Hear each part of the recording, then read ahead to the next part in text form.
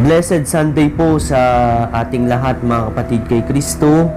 Tayo po ay mag-aaral ng salita ng Diyos sa araw na ito. Ang ating batayang teksto ay matatagpuan po sa aklat ng Mateo chapter 5 verses 1 hanggang 12. Mateo chapter 5 verses 1 hanggang 12. Manalangin po tayo. Aming Diyos na makapangyarihan sa lahat, kami ay mag-aaral ng iyong salita at bigyan mo kami ng karunungan na nagmumula lamang sa iyo. May itaas ka pagdakilang Diyos sa araw na ito. Maraming salamat po sa gagawin mong himala sa bawat isa.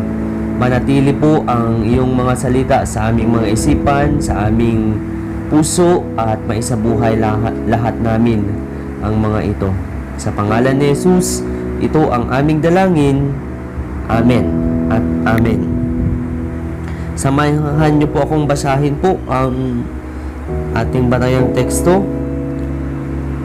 Nang makita ni Jesus ang napakaraming tao, umakyat siya sa bundok.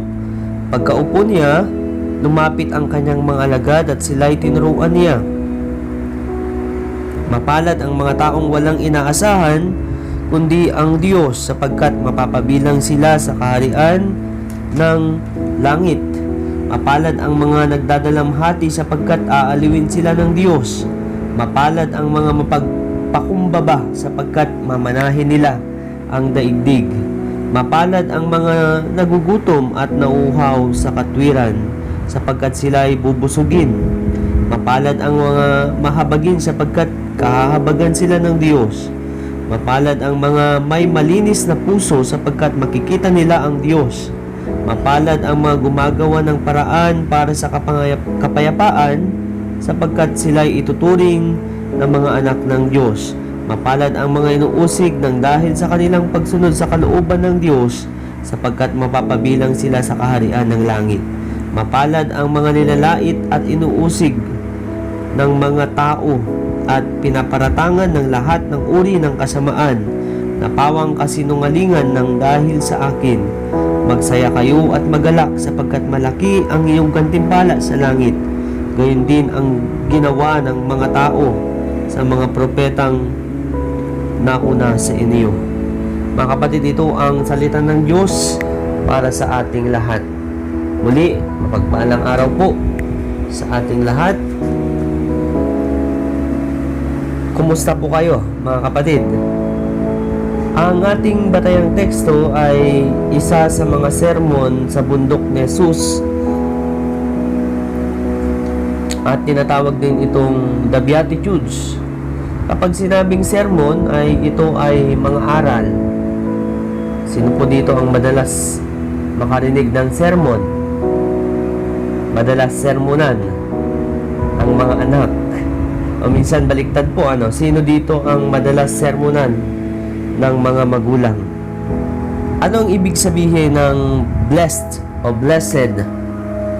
Ang blessed o blessed po, ang Tagalog nito ay mapalad, pinagpala, banal. Ang salitang ito ay tumutukoy sa kapakanan ng tao na dahil sa kanyang kaugnayan kay Kristo at sa kanyang salita ay tumanggap sa kaharian ng Diyos. Nakalakip ang kanyang pag-ibig, kalinga, kaligtasan at presensya sa araw-araw. Ang Kabanata 5, talata 3 hanggang 12 po ay aklat ng Mateo. Ang aklat ng Mateo ay kilala sa tawag na ang mapalad, ang mga pinagpala. Ito ang turo ni Jesus tungkol sa 8 mapalad sa kanyang sermon sa bundok. Ang bawat talata mga kapatid sa kabanatang ito ay nag-uumpisa sa salitang mapalad ang mga. Laging pinagtatalunan kung anong eksaktong bilang, kung eksaktong ilan ang mapalad.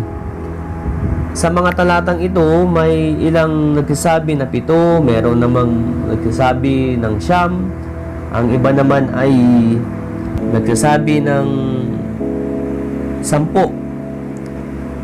sa mga talatang ito, ngunit mas malamang ang bilang na 8. So, isa lamang na mapalad ang tinutukoy sa talatang 10, 11 to 12. O yun. 10, 11, at 12. Sa salitang Griego, ang blessed o blessed ay nangangahulugang evlogimenus na isinalin sa Tagalog na mapalad, nangangahulugan na spiritual na kasaganaan. So yung ibang term po, spiritual na kasaganaan. Ito ang salitang tumutukoy sa malalim na karanasan ng kagalakan ng kaluluwa ng isang alagad ni Kristo. Sa pamantayan ng tao, mga kapatid, kapag sinabing blessed o blessed ang isang tao, siya ay maswerte. Mga kapatid, huwag tayong maniwala sa swerte. Malas yun. Sa pamantayan ng tao, kapag sinabing blessed o blessed ka, mayaman ka sa material na bagay. Kumbaga, nasa iyo na lahat. Lahat nga po ng blessed o blessed ay sumigaw ng Amen. Amen. Pero ang pamantayan ng Diyos ay iba po yung kahulugan. Pag-aralan natin ang 8 Beatitudes na ito. Una po ay pinagpala ang mga taong walang inaasahan kundi ang Diyos. So, ang mga walang inaasahan, mga taong walang inaasahan na ito ay mga aba. Malinaw dito na pagpapalain po yung mga taong ang inaasahan ay ang Diyos. So, wala po tayong ibang aasahan kundi ang Diyos. At ang pangako, sapagkat kabilang sila sa kaharian ng langit. Pangalawa, pinagpala ang mga nagdadalamhati sapagkat aaliwin sila ng Diyos. Yan yung pangako ng Lord, sapagkat aaliwin sila ng Diyos. Ang sinasabing nagdadalamhati dito ay yung mga nakakaranas ng problema, ng bighati sa buhay, ng mga bagyo sa buhay. Pero kapag ang Diyos yung ating aasahan, siya yung ating kinilala na Diyos, siya ang mga aliw sa atin. Sa Diyos natin mahanap yung kaaliwan. Pangatlo, pinagpala ang mga mapagpakumbaba. Sino dito yung mapagpakumbaba? So lagi dapat tayo ay maging humble sa lahat ng oras, hindi hambog. Ang Kristiyano ay laging humble sa harapan ng Diyos at harapan ng ibang tao. Ang pangako niya dito ay sapagkat mamanahin nila ang daigdig. So, may nakahandang reward sa atin sa pagiging mapagpakumbaba natin. Pang-apat, pinagpala ang mga may matinding hangarin na sumunod sa kalooban ng Diyos. Maliwanag po dito na lagi ay yung hangarin natin ay sumunod sa nais o kalooban ng Diyos. At ang pangako po sapagkat sila ay bibigyan ng kasiyahan ng Diyos. So, lahat po ba tayo dito ay sumusunod sa kalooban ng Diyos? So, pang-5 po, pinagpala ang mga mahabagin, yung mga matulungin. Pangako po sapagkat kahabagan sila ng Diyos. So kung ano yung ginawa mo sa iyong kapwa, pinakita mo sa iyong kapwa, yun yung gagawin ng Diyos sa atin. Pang-anim, pinagpala ang mga may malinis na puso. Pakicheck nga po yung puso. Puso natin kung malinis, walang bahid ng tuldok-tuldok o ng karumihan. Ang pangako po sapagkat makikita nila ang Diyos. So, diba? Nasa puso lamang makikita ang tunay na yaman. Ayun. Pang-7, pinagpala ang mga gumagawa ng paraan para sa kapayapaan. So, ito ay mga peacemakers. So, dapat peacemakers tayo, hindi troublemaker. Ang pangako sapagkat sila ituturing na mga anak ng Diyos. Minsan kasi dapat tayo maging peacemaker, nagiging troublemaker tayo. Imbes na tulungan yung mga nag-aaway, may ginagatungan pa tayo doon. Sige, labanan mo siya. Sige nga, kaya mo ba yan? Mga ganon. Then, pang-walo, lastly po, pinagpala ang mga inuusig ng dahil sa kanilang pagsunod sa kalooban ng Diyos. Ito po ay yung mga taong inuusig, madaming mga bashers. So, kapag yung mindset natin ay sumusunod sa kalooban ng Diyos, sumusunod tayo sa kalooban ng Diyos, ay kabilang tayo sa kaharian ng Diyos. Yung pangako niya, sapagkat kabilang sila sa kaharian ng Diyos. Don't mind the bashers. Basta as long na ginagawa natin, ginagampanan natin yung mga nagpapasaya sa ating Diyos,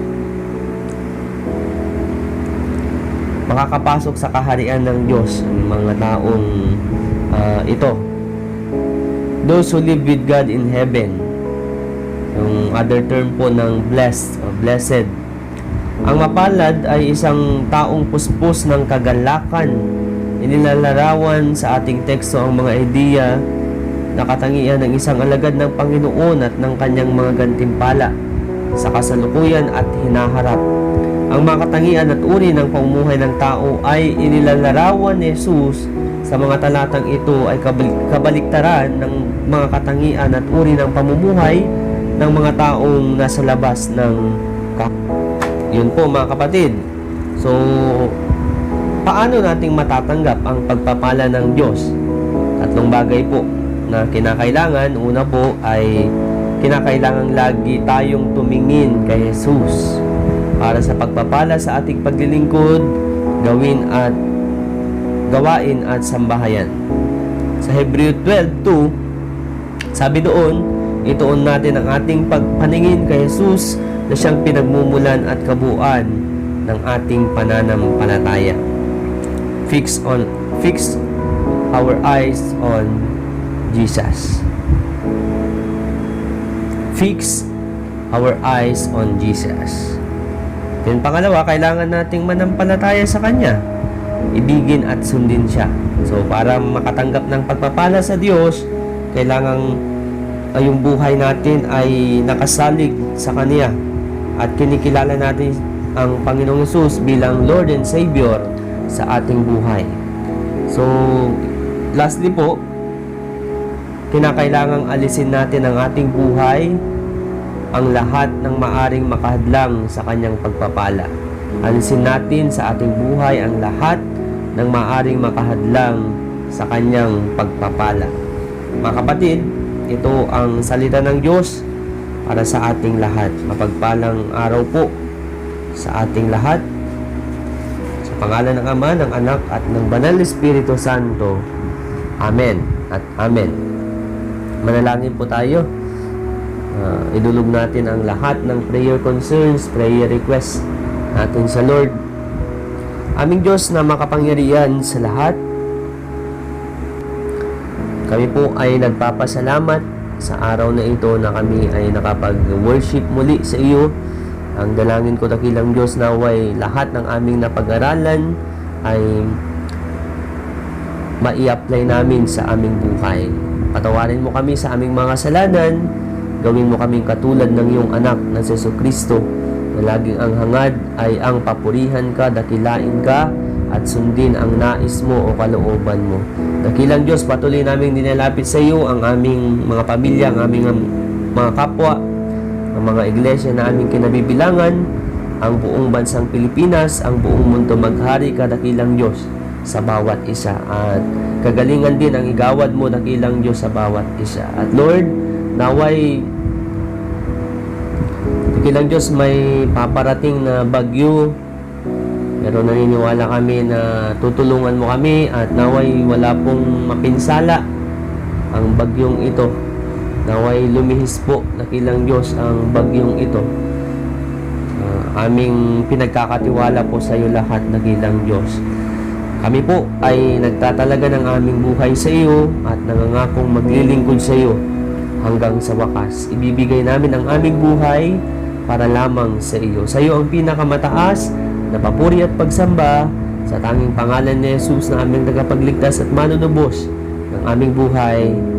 Amen at Amen. Mga kapatid, kay Kristo, ang Diyos ay sumasa inyo. Lagi nating tandaan, mahal tayo ng Diyos.